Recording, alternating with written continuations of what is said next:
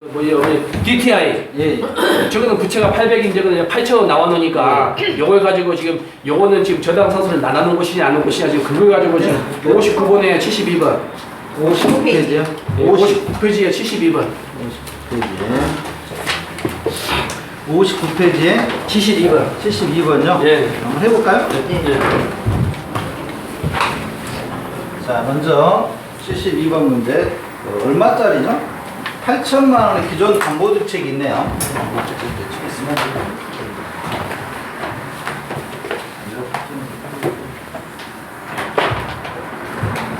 자, 먼저 보시면 DTI가 LTV가 얼마입니까? LTV가 주택담보대출이 4억짜리인데 4억인데 여기 몇 프로입니까? 70%인가요? 곱하기 70%. 얼마죠? 2억 8천. 2억 8천인가요? 그 다음에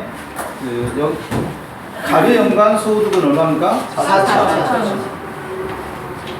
4천인가요? 네. DTI가 얼마요? 4천. 곱하기 몇 프로입니까? 50%인가요? 얼마죠? 2천인가요? 저당 상수 얼마 줘졌죠? 0.1. 근데 이 사람의 DTI 부채가 있습니까? 8천. 8천은 여기서 빠져야죠.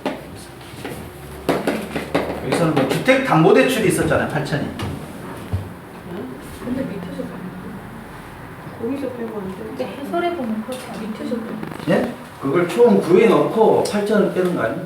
아, 주택담보대출. 아, 이거 당시에서. 대출 많은 금액이니까. 아, 이거 해보죠. 한번 이렇게 해보죠. 일단. 이거 2억이면 2002억입니까? 예. 그쪽이니까. 2억이면, 아, 다 해서 2억에서 8천 뺀다고요? 예, 예. 그래서 8천 빼면 얼마요? 1억 8천. 1억 2천. 이렇게 한다 이거죠? 아니 근데 지금 궁금한 거는요. 네. 조금 전에 이렇게 이거 쉬는 시간 전에 푸셨던 거는 예. 그 아까 대출 부채가 800이었잖아요. 그 쉬는 시간에 풀었던 건 이거예요. 71번 문제. 네, 71번 문제는 보시면 A의 주택이 얼마죠? 5억. LTV가 5억이죠? 5억이 곱하기 몇 프로죠? 60. 그러니까 3억인가요? 네. 3억. 그 다음에 소득 DTI가 6천인가요? 네. 6천 곱하기 몇 프로요? 40%. 그럼 얼마죠? 2,400. 2,400이죠? 네. 근데 여기서 얼마가 있다고 이미 사업자금 대출이 1,200만 원. 그죠? 네. 근데 여기서 1,200을 빼라 이거죠? 그거를 앞에서 왜 빼는 거기서 거지. 빼? 거기서 빼는 게 왜 아니고. 여기 뒤에서 저거는 뒤에서 빼잖아요. 다 상수 뒤에서 상황에서 구하죠. 일단 2억 4천이 4천에서 1,200일 때. 상수를 구하기 전에 이거는 빼는데요. 여기서 빼야 되는데? 그럼 저거는 8천짜리는요? 8천짜리 주택담보대출이니까. 그러니까 담보대출 있었네 이미. 이거는 연초부터 빼는 거예요. 네, 이건 주택담보대출이 이미 있었어요. 이미 있었으니까 이 개념이 약간 헷갈리긴 하네요. 무슨 말이냐면 자, 다시 한번 해보죠. 이 경우하고 이 경우가 차이점은 자, 이 경우의 저점은 주택담보대출이 있는 거죠. 이미 주택을 가지고 가서 뭘 해봤죠? 대출을 받았잖아요. 그 대출 받은 금액이 얼마였다고요? 8천. 그러니까 이 금액은 최종에서 빼는 게 맞고 최종에서. 위에 LTV에서요? 아니야. 최종을 가지고. 두개 하나에서. 최종에 가지고. 아니 최종 금액에서 뺀다. 이렇게 최종 금액에서. 이 경우는 자 들어보세요. 이 경우는 주택담보대출이 얼마 있었죠? 8천 있었잖아요. 이 주택담보대출은 아마 어떻게 나갔냐면 이 금액과 이 금액의 공통 분모에서 나갔을 거예요.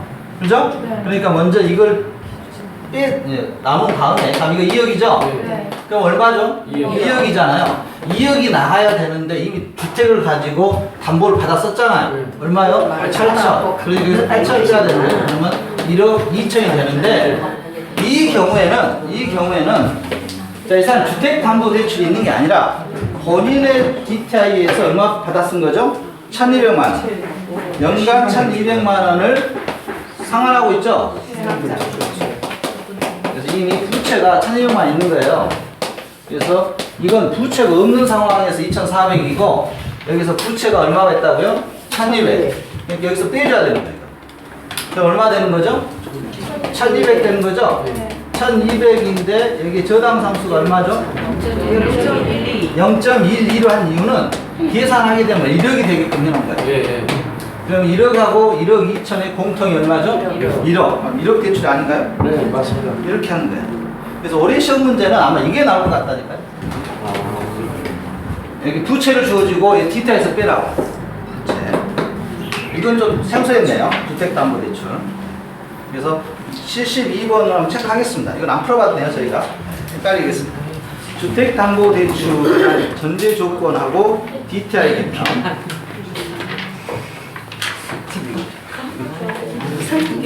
기존에 일반적으로 하는 거 아니에요? 73번 봐보죠. 그럼 이왕한 거.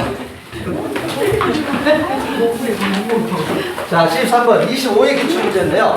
자, 지금까지 이렇게 출제하다가 그래서 25회가 어려운 게 똑같은 문제 좀 어렵잖아요. 25회가. 자, 먼저 25회 주택담보대출과 DTI에 상향 조정되는 이 경우 A가 기존 주택담보대출은 고려한 상태에서 추가로 대출 가능한 최대 금액 이렇게 했잖아요. 그러니까 똑같은 LTV와 DTI를 구하는데 25회가 어렵잖아요. 그래서 어려 이 정도 수준 하셔야 된다고 우리가. 먼저 해보죠. 그 DTI가 LTV가 얼마였죠? LTV가 몇 프로요? 60%였는데 이게 70%온 거고요. 그 다음에 DTI가 50%에서 몇 프로랑 60%로 움직였습니까?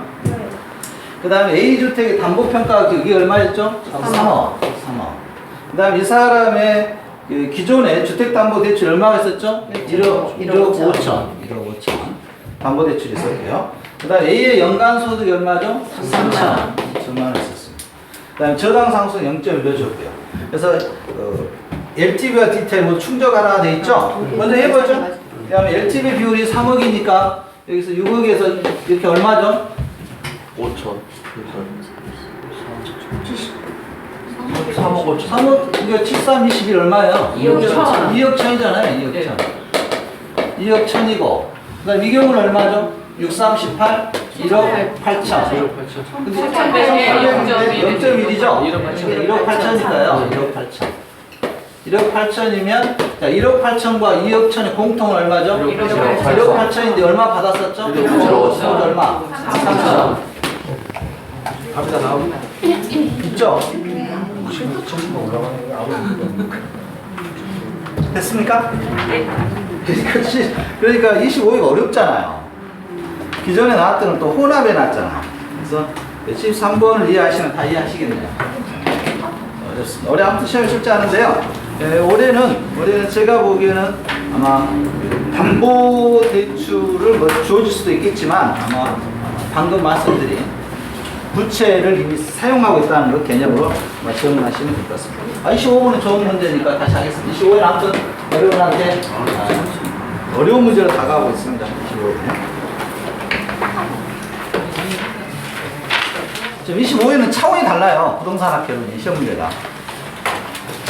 그래서 올해 25회 정도의 수준을 지금 준비하고 있는 겁니다.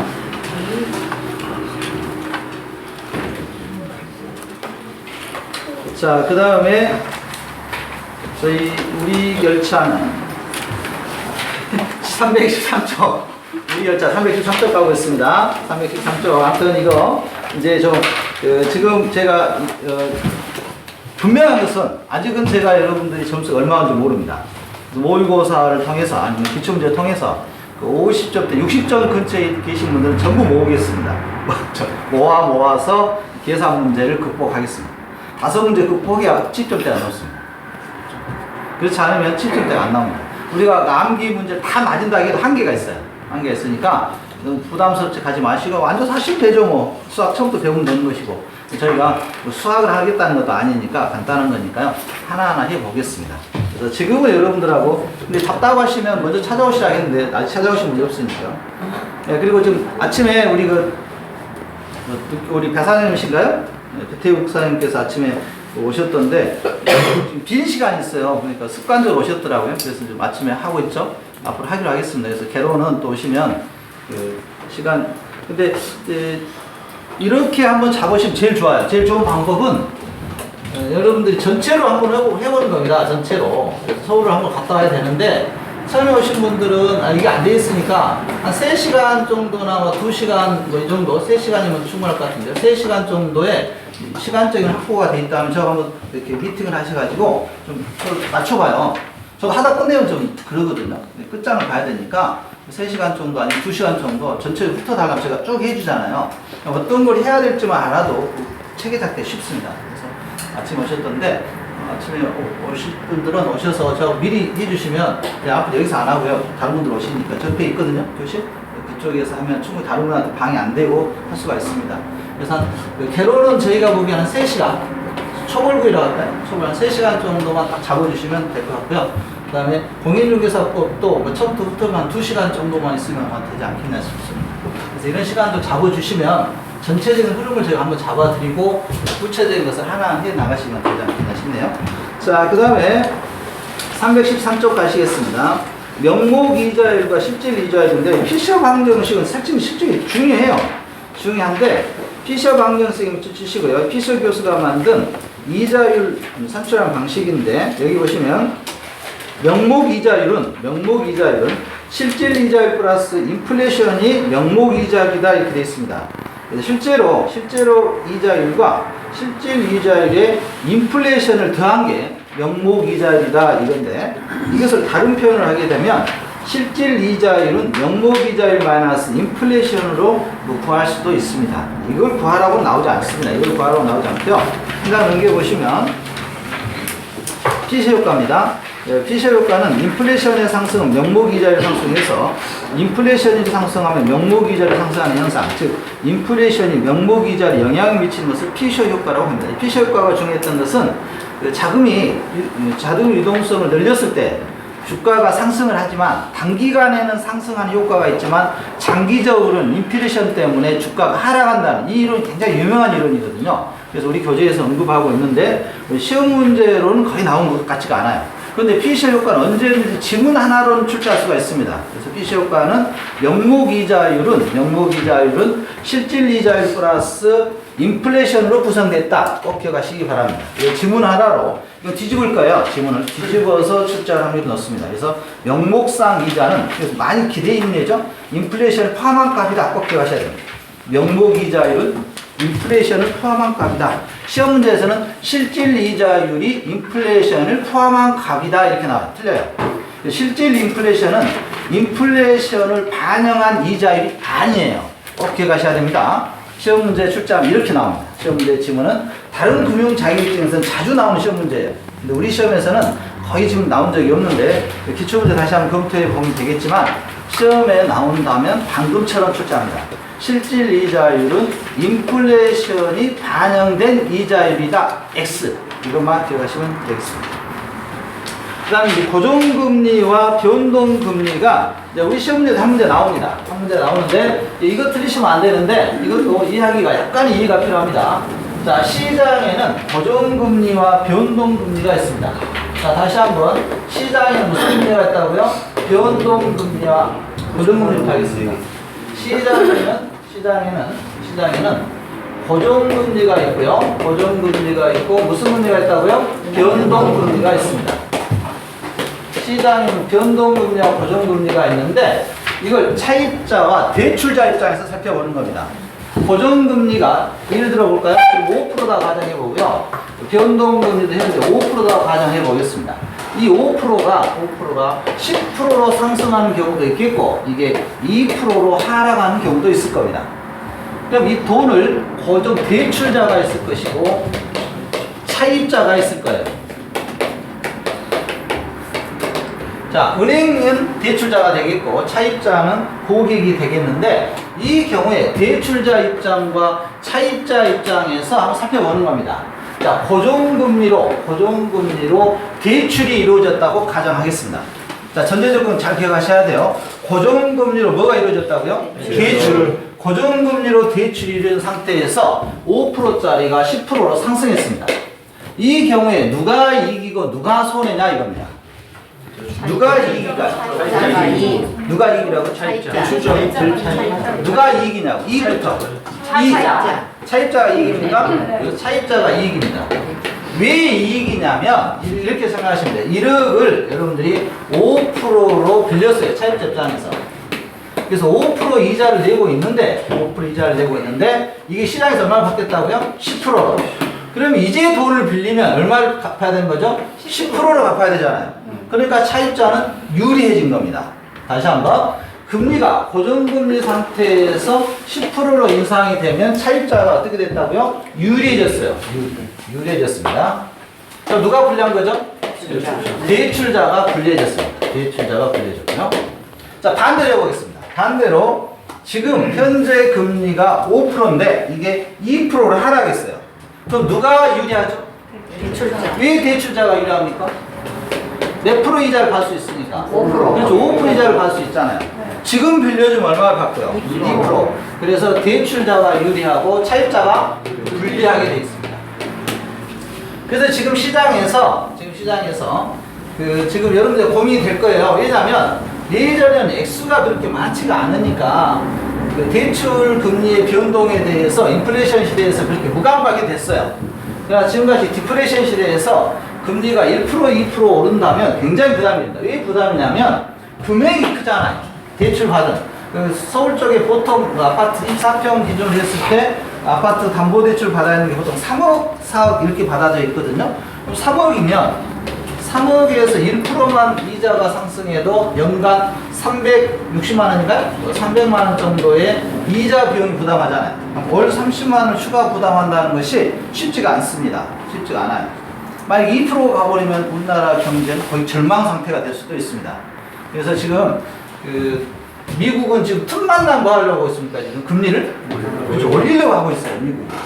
미국이 금리를 몇 프로까지 올릴 예정이냐면 3%에서 4%까지는 움직여줘야 그동안에 2007년도부터 그때 프랭키가 뭐라 했냐면 헬리콥터 돈을 뿌렸잖아요. 본인이 말이에요. 헬리콥터 돈을 뿌려버리겠다. 경기가 안 좋아지니까. 그 헬리콥터 돈 뿌렸던 것을 회수하려고 하고 있는데 회수하려면 금리를 올릴 수밖에 없습니다. 그래서 이미 한 0.25% 한번 올렸고 이제 더 올리려고 하는데 미국은 지금 틈만 나면 올리려고 하는데 지금 전번에 올리려고 하다가 유럽 쪽에서 반나니까 못 올렸죠? 유럽 쪽에서 못 올렸습니다. 그래서 지금 참 공감을 하는데요. 지난번에 제가 소개해드린 2030에 보면 전번에 미국에서 금리를 올리니까 금리를 똑같이 즉각적으로 올린 나라들이 있어요. 그 나라들이 부도 1순위입니다. 지금 우리나라 좀 버티고 있는데요. 그래서 좀 금리가 좀 오를 걸 예상을 해요, 다들. 근데 이게 시기적인 문제죠. 근데 지금 우리 미국 연방준비이사의 의장인 여자분이시죠? 네, 그분 좀 비둘기파라고 해서 조금 지금 좀 안 하고 있는데 시장이 시그널을 줬습니다. 이미 시장이 금리를 인상시키겠다는 시그널을 줬습니다. 그래서 지금 혹시 주택담보대출을 받으시려면 고정금리로 받으시는 게 아마 좋지 않겠느냐. 여기서 더 이상 금리를 인하시킨다는 우리나라는 힘듭니다. 미국도 지금 마이너스 금리가 갔잖아요. 마이너스. 미국은 대출을 받으면 오히려 돈을 줘요. 마이너스. 유럽이라든가 일본 같은 거. 우리나라 아직 안 주고 있는데, 그래서 개인적으로 지금은 저는 고정금리 쪽으로 좀 선회하고 싶다 이렇게 생각합니다. 제가 3년 전 강의 보시면 그때는 변동금리로 하지 말고 변동금리로 이렇게 쭉 하라겠거든요. 근데 지금 고정금리가 좀 유리해 보입니다. 개인적으로 그렇습니다. 그 다음에 변동금리죠. 변동금리를 반대로 해볼까요? 변동금리가 뭡니까? 말 그대로 금리의 변동에 따라서 그때그때 대출자와 차입자가 좀 달라지는데요. 이것도 반대로 해보죠. 변동금리가 뭐 할 수도 있고요. 상승할 수도 있고요. 또 하락할 수도 있겠죠. 먼저 변동금리로 대출자가 5%의 변동금리로 대출이 이루어졌습니다. 그런데 시장에서 변동금리가 10%로 상승했어요. 누가 유리합니까? 대출자가 유리하죠. 누가 불리하죠 이제? 차입자가 불리합니다. 그래서 만약에 지금 담보대출을 받을 때는 제가 보기에는 고정금리가 좀 유리하다 이겁니다. 변동금리로 상승해버리면 지금 1%, 2% 이렇게 돼 있는 것이 3, 4% 올라버리면 그 차익은 정확하게 차입자가 부담해야 되기 때문에 그렇습니다. 자, 변동금리 시장에서 다시 금리가 하락했습니다. 하락하면 이제 누가 유리합니까? 차입자가 유리하죠? 지금까지 그랬죠? 지난 3, 4년간 계속해서 금리가 하락만 했습니다. 대출자는 불리합니다. 그래서 지금 여러분들 채권형 펀드라든가 또 채권으로 운영하는 저축이라든가 저축은 그래서 전부 마이너스인 겁니다. 특히 보험 상품은 100% 마이너스입니다.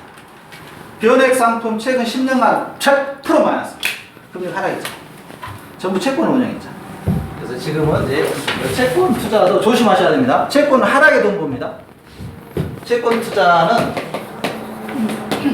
이게 투자입니다. 채권의 투자는 하락이 측해야지 돈 벌입니다. 하락을 예상하고 투자하는 게 채권 투자고요. 주식 투자는요? 반대죠. 주식 투자는 상승을 예상하고 투자하는 게 주식 투자입니다. 그래서 둘이 반대의 개념입니다. 그래서 주식이 상승할 걸 예상하면 주식 투자하시고요. 주식 하락할 걸 예상하면 채권 투자하는데 채권이 지금 최근에 매년 어마어마하게 돈 벌었습니다. 채권 투자하시는 분들은. 금리가 여러분들 보기 우리가 1% 별거 아니다 생각하는데요. 금액이 크잖아요. 채권. 그래서 채권 투자는 금리가 하락 예상하면 돈 벌고요. 채권왕 있죠? 그렇습니까요? 채권왕, 그로스? 이름 제가 알기로 그로스 같은데. 자, 주식 투자는 상승 예상. 그래서 지금은 변동금리 시장 조심하셔야 돼요. 대출자 입장에서. 자, 차익자 입장에서는. 자, 이 내용이 한 문제가 출제합니다. 문제. 또 하나는 중요한 게, 또 하나 이겁니다. 시험 문제에서. 변동금리로 대출을 받았을 때, 변동금리 주기가 있어요. 몇 개월로 할 거냐. 예를 들어서 3개월로 하는 경우가 하나 있고, 그 다음에 두 번째는 뭐 1년 단위로 변동금리를 조정하는 이런 시점이 있다고 가정했을 때 대출자 입장에서는 어느 경우가 유리하냐 이겁니다. 3개월. 그렇습니다. 변동 주기를 짧게 할 때 대출자 입장에서 유리합니다. 이거 하나 주의하셔야 돼요. 시험 문제. 대출자 입장에서는 변동 주기를 짧게 했을 때 유리합니다. 이거 주의하셔야 됩니다. 시험 문제. 만만치가 않습니다. 자, 그래서 고정금리와 변동금리 보시겠습니다. 314쪽. 고정금리 대출 방식이란 밑줄 치시고요. 대출 계약 당시 약정한 금리로 초기부터 만기까지 원리금을 상환하는 방식이고요. 딱 고정돼서요. 5%다. 그럼 만기까지 5%의 고정금리가 지급됩니다. 자, 시장금리가 상승할 경우가 있고 시장금리가 하락할 경우가 있다고 했는데요. 자, 이것은 이 내용을 가지고 이해하셔야 돼요. 이 내용을 가지고, 이 도표를 가지고 보시기 바랍니다. 먼저 시장금리가 상승할 경우를 보겠습니다. 시장금리가 상승했을 때 1번 시장금리가 약정금리보다 높아지면 대출기관의 수익성은 약화된다. 불리한다겠죠? 불리하니까 악화된다 이렇게 해놨고요. 예상보다 인플레가 심할 경우 실질금리가 하락하는 위험이 있으므로 대출자 입장에서는 불리하고요. 아무튼 금리가 상승하게 되면 대출자 입장에서는 불리합니다. 대출자는 인플레 위험을 차입자에게 전가시키기 위해 이자율 또는 저당 잔액을 조정하는 상품을 판매하기도 합니다. 자, 시장금리가 하락한 경우입니다. 시장금리 박스 밑에 시장금리가 약정금리보다 낮아지면 고정금리 대출 차입자는 조기 상환의 유인이 생긴다. 밑줄 하실까요? 자, 시장금리가 약정금리보다 낮아졌어요. 그러면 고정금리 대출 차입자 금리가 하락하면 차입자가 유리하죠? 고정금리 요거죠? 고정금리에서 불리하죠? 불리하니까 뭐 한다고요? 갚아버린다 이거예요. 갚아버린다. 이게 우리가 콜바, 수익상환채권 이런 개념인데요. 자, 다시 한번 시장금리, 고정금리 상황이에요. 고정금리 상황에서 시장금리가 낮아지면 누가 돈을 갚아버린다고요? 차입자가 돈을 빌려와서 고금리를 갚아버리는 현상이 나타날 수 있다 이겁니다. 변동금리 대출 방식이 있고요. 자, 이 변동금리 대출 방식과 관련돼서 이번 시험에 100% 나온다고 보여집니다. 출제합니다. 고정금리와 변동금리 출제하는데, 자, 변동금리 대출 방식에서 동그라미 1번에 보시면 기준금리는 주로 3개월 만기 CD 수익률을 사용한다 밑줄 치겠습니다. 기준금리는 주로 3개월 만기 CD 양도성 예금 증서를 말하는데 유통수익이나 코픽스 밑줄 치고 별표 치겠습니다. 이 코픽스가 25회 시험 문제 출제가 돼서 5답으로 인정이 됐어요. 5답으로 인정된 이유가 코픽스는 자금 조달 지수입니다. 은행연합회에서 만든 자금 조달 지수예요. 대출 지수가 아닙니다. 자금 조달할 지수고요. 그래서 코픽스는 올해 한번 조심해서 다뤄보겠습니다. 코픽스 등 시장 실세금 이용하고요. 동그라미 2번에 대출자는 3개월, 6개월, 12개월 등 이자율 조정 주기마다 기준금리를 조정한다 되어 있고요. 그 다음에 3번 가상금리는 차입자의 신용도나 거래 실적 등을 고려한다 되어 있습니다. 자, 그 옆에 317페이지에 보충학습의 코픽스에 밑줄 치고 표현하시겠습니다. 코픽스. 자금 조달 비용 지수예요. 자금 조달 비용 지수라는 거 강조하고 있습니다. 자금 조달 비용 지수인데 그 위에다가 대출 조달, 대출 지수 이렇게 쓰고 X표 칩니다. 대출 지수가 아니에요. 대출 지수가 아닙니다. 이 대출 지수라고 나와서 25회에서 오답 처리가 됐던 문제입니다. 여기 보시면 은행이 9개 시중은행에서 서로 제공한 자금 조달 관련 정보를 기초로 하는데 지금 이제 9개 은행 아니죠? 외환은행 없어졌죠? 그래서 외환은행이 없어졌으니까 지금 이제 8개나 되겠네요. 4번에 동그라미 4번에 보면 정보 제공 은행은 농협, 신한, 우리, 스탠다드, 하나은행, 중소기업, 국민, 외환이 없어졌으니까 한국 시티도 없어졌나요? 지금 있죠? 시티는 있죠. 자, 없어졌습니까? 시티도 합병했을 거리? 이거 합병 하나하고 시티가 삼성에서 인수하다가 모르겠어요. 자, 아무튼 이게 중요한 건 아니고요. 자, 다시 한번 정리하겠습니다. 코픽스는 뭐다고요? 자금 조달 비용 지수. 자금 조달 비용 지수.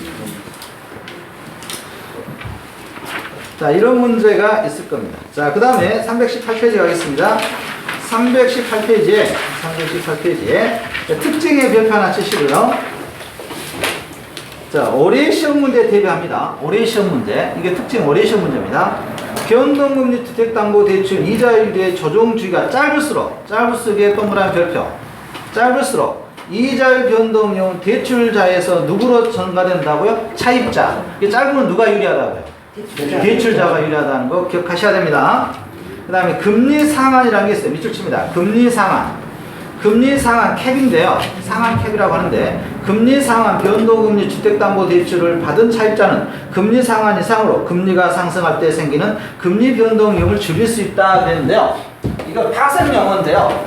금리 상한 캡이라는 게 있어요. 상한 캡이 모자라는 뜻이잖아요. 이게 어떤 거냐면 대출자하고 차입자가 계약을 합니다. 캡 옵션 형태인데 그래서 3%와 7%로 하겠다. 그래서 만기가 5년 뒤, 1년 뒤 할까요? 3년 할까요? 3년 뒤에 만기가 이 사이에서 결정하게 되면 캡을 먼저 설정을 해요. 캡을 설정하고 3년 뒤에 이제 돈을 갚아야 돼. 갚아야 되는 시점에서 봤더니 금리가 10%야. 금리가 10%. 3년 뒤에 봤더니 이 경우에는 얼마만 갚으면 되냐면 7%까지 갚으라는 거예요. 7%. 이게 캡입니다. 캡. 그 다음에 이게 반대 개념 플로라는 게 있어요. 플로는 하락에 베팅하는 겁니다. 하락에서. 그래서 뭐 이런 경우가 있는데 아직까지 우리 시험은 안 나오고 있습니다. 이건 좀 어려운 용어고요. 파생상품에서 나오는 용어입니다. 금리 상한 캡이 있다는 거예요. 캡은 금리 변동 위험을 줄일 수 있다. 이런 개념이니까요. 먼저 일정한 구간에서 정해놓고 이 구간을 벗어났을 때 책임지지 않습니다. 책임지지 않는 게 캡이라는 것이고요. 그 다음에 3번 일반적으로 변동금리를 적용할 경우 고정금리를 적용할 때보다 대출 초기 이자 비용은 낮아진다. 대출 시점에 고정금리 주택담보대출의 금리는 변동금리 대출보다 높기 때문이다. 이거 중요합니다. 그래서 대출 초기에 고정금리와 변동금리가 있는데 어떤 게 더 높다고요? 고정금리가 높다고요. 고정금리가 높다. 고정금리가 대출 시점에 고정금리 주택담보대출의 금리는 변동금리 주택담보대출의 금리보다 높다. 꼭 기억하시기 바랍니다. 시험 지문을 하나 보일 겁니다. 그 다음에 4번에 차입자의 신용도에 따라서 대출 한도가 차등 적용되기도 하고요. 그 다음 가격수준 저당 대출 방식이라고 있는데 특별한 건 없으니까 이것은 넘어가도록 하겠습니다. 그 다음 여러분들 교재 어디로 가시냐면 자 522페이지 가봅니다.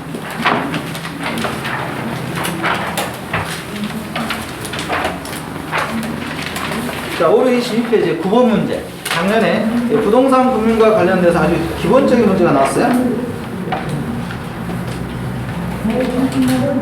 9번 문제. 부동산 금융에 관한 설명은 틀린 것을 냈습니다. 한번 풀어보시기 바랍니다. 여기서 필요한 것은 저희가 이제 2번 지문하고 1번 지문이죠? 1번, 2번. 융합 문제인데요.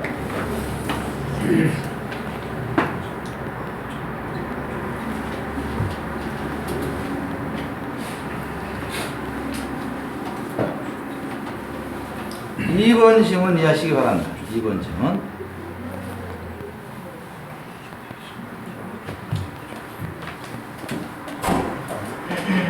몇 번입니까? 2번이죠? 자, 시장 이자율이 대출 약정 이자보다 높아졌어요. 누가요? 차입자 입장에서 5%의 대출을 받았는데 10% 됐습니다. 시장에. 그럼 여러분 10% 갚습니까? 안 갚겠죠. 기존 대출금 저기 상하는 것이 유리하다가 아니라 불리하겠죠? 갚지 않아야 되겠습니다. 이런 문제가 작년에 한 문제 나왔고요. 올해 문제는 아무래도 부동산 금융에서 한 문제가 나오긴 나오는데요. 제가 보기에는 변동금리와 관련돼서 이자 조정 주기 이 문제 나올 겁니다. 이자 조정 주기는 한번 잘 정리하시기 바랍니다. 자, 그 다음에 자 319페이지에 보시면 주택담보대출과 유형인데요. 주택담보대출금리와 주택자금 공급을 조절하면 주택수에 영향을 미칠 수 있다 했고요. 주택담보대출금리를 올리면 주택수요는 떨어지겠죠. 반대로 주택담보대출금리를 하락시키면 주택수요는 증가할 겁니다. 이게 지금 최근에 최경환 정부에서 했던, 최경환 경제부총리가 했던 정책이었고요. 주택자금 공급도 마찬가지입니다. LTV 비율을 인상시키면 공급은 증가되겠죠? 증가될 거고요. 그 다음에 DTI도 증가시키면 주택수요가 증가할 겁니다. 그래서 2014년도, 2015년도에 이 정책을 박근혜 정부에서 밀어붙였습니다. 그래서 주택담보가 굉장히 활성화됐던 이런 계기가 됐습니다. 지금 이제 반대로 억제 정책하고 있죠? 지금 리을번하고 있습니다. 주택자금 공급을 지금 감소시키고 있는데 감소된 것이 LTV 비율을 낮췄죠. 그래서 70%였던 것을 60% 낮췄고요. DTI도 낮췄습니다. 그래서 주택 수요가 지금 떨어져서 여러분 신문에 보시면 5월과 지금 4월, 5월은 부동산 거래가 절벽 현상이 나타나고 있다 이렇게 좀 나타나고 있죠. 그래서 또 선거차니까 누가 신경 안 쓴 거죠. 선거차니까. 자, 그 다음에 이번에 주택담보대출 금리가 하락하면 정상제인 주택의 수요는 증가하겠고요. 정상제라는 게 주의하셔야 돼요. 만약 정상제가 한 열등제라면 관련이 없겠고요. 정상제가 열등제. 그 다음에 3번에 융자금의 금리가 낮을수록 자금 수요자의 부담이 줄어들어 부동산 수요는 증가합니다. 부동산 가격에 대한 융자 비율이 높을수록 부동산 수요는 증가하고요. 그다음 금융감독기관은 주택담보대출의 대출 기준 319페이지 하고 있습니다. 금융감독기관은 주택담보대출의 대출 기준인 대부 비율을 낮춰서 주택 수요를 줄일 수도 있습니다.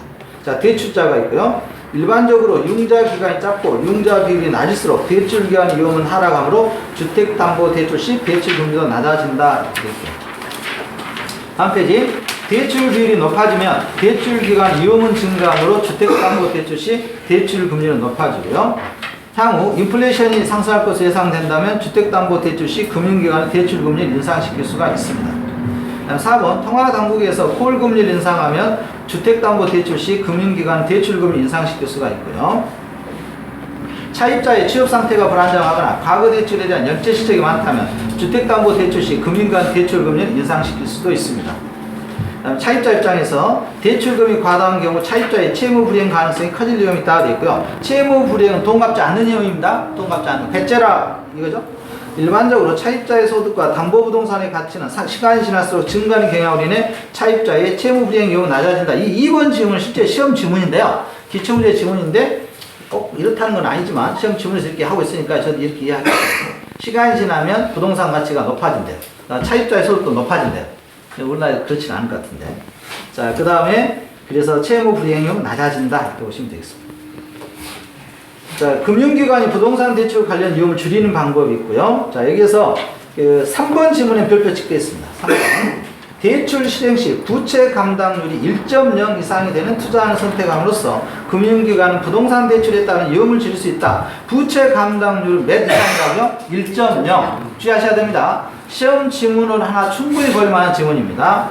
부채 감당률이 1.0 이상이 되는 투자안이 금융기관 입장에서는 신용 리스크를 줄이는 겁니다. 줄이는 것이고요. 그 다음에 또 하나 대출 위험을 줄이는 방법으로 금융기관은 금리 변동 위험을 방어하기 위하여 뭘 한다고요? 이자율 수합. 밑줄만 치겠습니다. 이자율 수합. 이자율 수합이 뭐냐면 고정금리를 변동금리로 바꾼다든가 변동금리를 고정금리로 바꾸는 교환하는 걸 수합이라고 합니다. 수합. 실제로 많이 일어나고 있죠. 금리 수합. 자, 그 다음에 4번에 주택담보대출의 상환 방식에서 이건 시험 100% 나오죠? 100% 나옵니다. 자, 원금균등 상환 방식, 원리금균등 상환 방식, 체증식 상환 방식이 있는데 작년에 여기서 두 문제가 출제가 됐습니다. 근데 올해는 뭐 한 문제는 나올 것 같은데 계산 문제가 나올지 안 나올지 모르겠어요. 이미 작년에 계산 문제가 나왔기 때문에 어찌됐든 한 문제 나올 겁니다. 자, 온금균등 분할 상환 방식하고 원리금 균등 상환 방식하고 최정식 상환 방식에서 25에서는 쉽게 나왔습니다. 25에서는 그냥 개념 정리 간단한 거 하나 나왔고요. 작년에 이쪽에서 계산 문제 나왔고요. 그럼 올해는 그 출제 경향상 개념 문제가 출제가 돼야 되는데 시험을 어렵게 낸다고 해서 계산 문제 나올 수도 있겠죠. 먼저 뭐가 있습니까? 원금 균등입니까? 네, 원금 균등 상환 방식.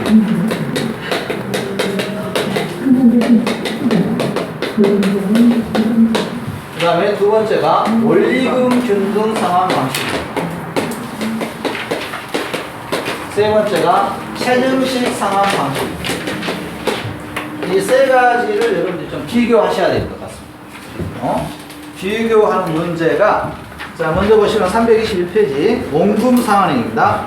대출 기간 동안 매기 상환되는 원금이 균등한 방식이 뭐라고요? 원금 균등 상환 방식입니다. 원금을 균등하게 하는 겁니다.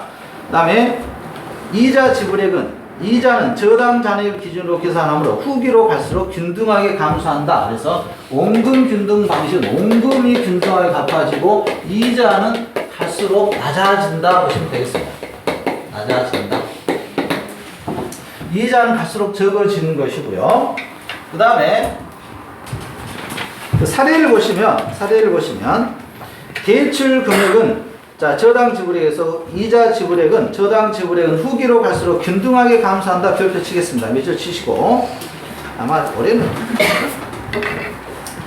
일단은 이 문제를 접하시는 우리 입장은 계산 문제를 하는 것이 원칙으로 하는데 일단은 영어 정리부터 하는 게 좋습니다. 자, 이자 지불액 두 번째, 세 번째 저당 지불액입니다. 저당 지불액은 원금 상환액과 이자 지불액을 합한 금액으로 원리금 상환액 또는 상환액이라고 하는데 이러한 저당 지불액은 후기로 갈수록 균등하게 감소한다. 이유가 원금은 같아요. 근데 뭐가 줄어들고 있죠? 이자가 줄어드니까 갈수록 적어지는 겁니다. 먼저 예를 보죠. 예, 사례를 보시면 좀 쉬워요. 사례를 보시면 대출금은 1억이네요. 대출금 얼마라고요? 1억. 이자율은 얼마입니까? 10%. 20년 만기 매년 상환 조건이에요. 1년에 한 번씩 갚네요. 그럼 이때 원금 균등이니까 원금이 얼마입니까? 대출금이 1억이죠. 이 1억을 몇 년 동안 갚으라고요? 20년. 20년. 그래서 20년 나누라 이겁니다. 얼마 줘죠? 그렇죠. 500만 원이죠. 이 500만 원은 바뀐다고요? 안 바뀐다고요? 안 바뀐다고요. 이게 원금 균등 상환 방식이라고. 근데 500만만 갚을 게 아니라 뭣도 갚아라고요? 이자도 더해라고요. 이자는 이 500만 원 갚고 나서 그 금액에서 또 이자 이렇게 하라고. 이자 몇 프로라고요? 10%. 그런데 여기에서 보니까 10%니까 1억이죠? 그럼 1억에 대한 이자가 얼마입니까? 1000만 원이죠. 1000만 원. 그래서 이 500만 원하고 얼마를 갚아라고요? 1000만 원. 이렇게 되면 얼마입니까? 첫 해? 1500을 첫 해 갚아라 이겁니다. 1500. 1500을 첫 해에 갚아요. 원금은 자 1억에서 1년 차에 1500 갚았죠. 근데 원금은 얼마 갚은 거죠? 500. 원금 500 갚았으니까 얼마 남은 거죠? 9,500 나왔어요. 9,500. 좋습니다. 9,500 남은 거예요. 9,500이 남았습니다. 또 여기서 원금 얼마 갚아라고요? 500 갚아라고요. 이자 갚아라겠죠? 이자가 몇 프로라고요? 10%. 얼마에 대한 10%겠습니까, 이제? 9,500에 대한 10%. 그렇습니다. 9,500에 대한 10%를 갚아라 이겁니다. 그럼 얼마입니까? 950입니까? 950. 그럼 얼마입니까? 다음은? 1,450만 원입니까? 1,450만 원. 이렇게 쓰니까 더 어렵네요. 자, 이렇게 갚아라 이거죠? 한번 더 해볼까요? 자, 3년째. 1년차, 2년차. 그 다음에 원금 얼마 갚았죠? 이제 9,500에서 500 갚았죠? 그러니까 얼마 남았어요? 9,000 남았잖아요. 9,000. 9,000 남았는데 여기서도 얼마 원금 갚아라고요? 500. 자, 이자는 얼마예요? 이제 10%니까 얼마에 대한 이자 10%입니까? 9,000에 대한 이자죠? 9,000에 대한 이자 얼마? 900. 그럼 이거 얼마입니까? 1,400만 원입니까? 1,400. 또 해볼까요? 이제는 얼마나 그만해요? 그만하자. 작년에 이거 나왔어요. 그만해도 된다니까 그만하겠습니다. 자, 그래서 원금균등 상환 방식에서 뭐가 일정하다고요? 원금 일정하고 이자가 갈수록 이렇게 줄어들겠죠? 그래프상에서 그려줍니다. 그래서 이렇게 갈수록 줄어드는 형태가 원금균등 상환 방식입니다. 원금균등 상환 방식. 원금균등 상환 방식이고, 그 다음에 원리금균등으로 가보겠습니다. 원리금. 자, 원리금균등은 원금과 이자를 어떻게 하라는 겁니까? 균등하게. 원금과 이자를 균등하게 갚아라는 거예요. 자, 원금이 얼마죠? 자, 원리금 322페이지 가시면 원리금 균등 상환 방식에서 밑줄 치시고요. 자, 저당 지불액에 보시면 대출 기간 동안 매기 상환되는 저당 지불액이 균등한 방식이다. 근데 첫 해에 만약에 1,000만 원을 갚았으면 마지막 해도 얼마 갚아라는 거예요? 1,000만 원. 똑같이 갚아라는 거예요. 똑같이. 여러분들 다 이렇게 돼 있어요, 지금 보면. 됐어요. 실제로 대출 받아보신 분은 원리금 균등 분할 방식으로 되어 있을 겁니다. 대출 기간 동안 매기 상환되는 저당 지불액이 균등한 방식이다. 그래서 매년 똑같아요. 매년 매월 갚아 나가는 게 똑같은 방식이 원리금 균등 상환 방식입니다. 저당 지불액은 대출금 곱하기 저당 상수고요. 그래서 여기서는 저당 상수를 주어집니다. 저당 상수. 저당 상수가 뭐 이자율이 되겠죠. 그 다음에 저당 상수 이자율은 아닌데요. 좀 주어집니다. 갚아야 나갈 저당 상수를 주어져요. 원리금 균등 상환 방식에서는 대출금 곱하기 저당 상수고요. 자, 사례 보겠습니다. 사례. 대출금 얼마나 주어졌습니까? 1억. 대출금 1억. 그 다음에 이자율은 몇 프로입니까? 10%. 저당 상수를 주어줘야 돼요. 저당 상수가 얼마입니까? 0.17460. 이게 어떤 의미냐면요. 자, 위에서 우리가 저당 지불액은, 자, 1번에, 동그라미 1번에 공식에 따라 밑줄 치겠습니다. 저당 지불액은 대출금 곱하기 저당 상수죠? 대출금이 얼마죠? 그래서 1억 곱하기 0.117460 하라 이거예요. 그럼 얼마죠? 1174만 6천 원인가요? 네. 이걸 매년 갚아라 이겁니다. 이걸 매년. 이걸 매년 갚아라 이겁니다. 이해하셨습니까? 자, 이걸 매년 갚아라는 거예요. 저당 상수라는 겁니다. 자, 보자. 그럼 첫 해에 1억에서 1억에 대한 이자가 얼마입니까? 10%. 1억에 대한 이자가 얼마요? 10%. 10%가 얼마죠? 1,000만 원이죠? 1,000만 원. 1,000만 원이고요. 자, 이 해에 이제 갚아야 될 금액이 얼마라고요? 1,174만 6천 원을 갚아야 된다고요. 근데 이자는 얼마 갚았죠? 1,000만 원. 원금 얼마 갚은 거예요, 이제? 174만 6천 원. 네, 174만 6천 원인가요?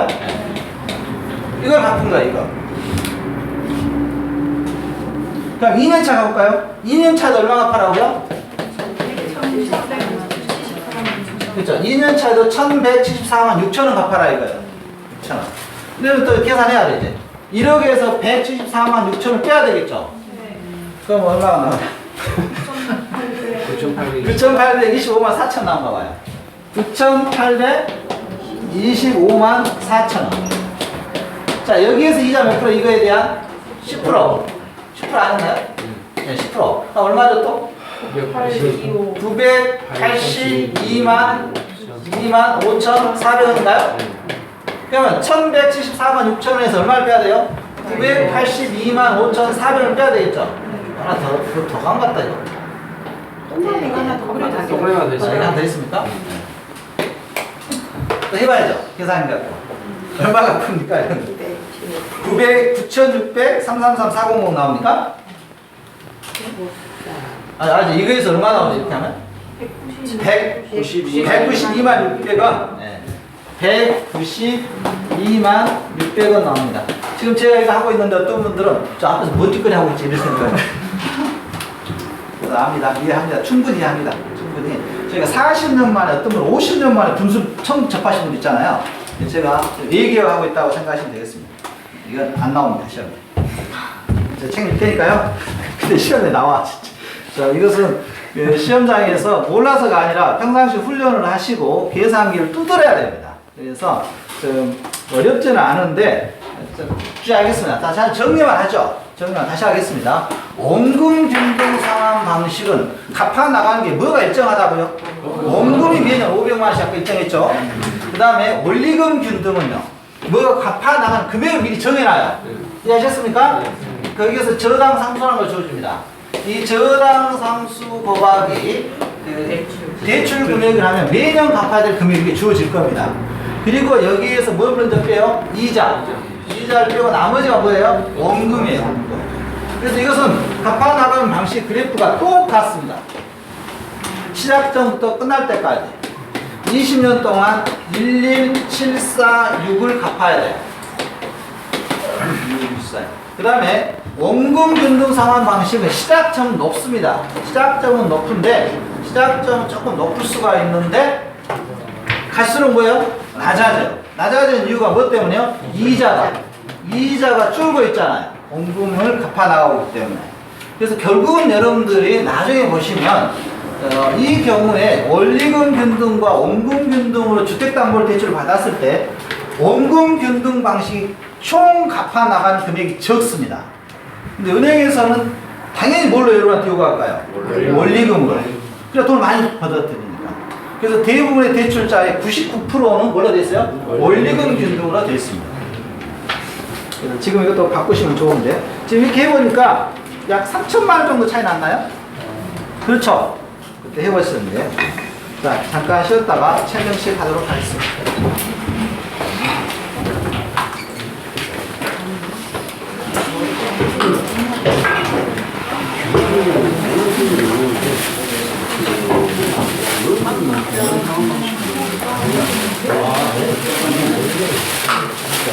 제가 알고 있는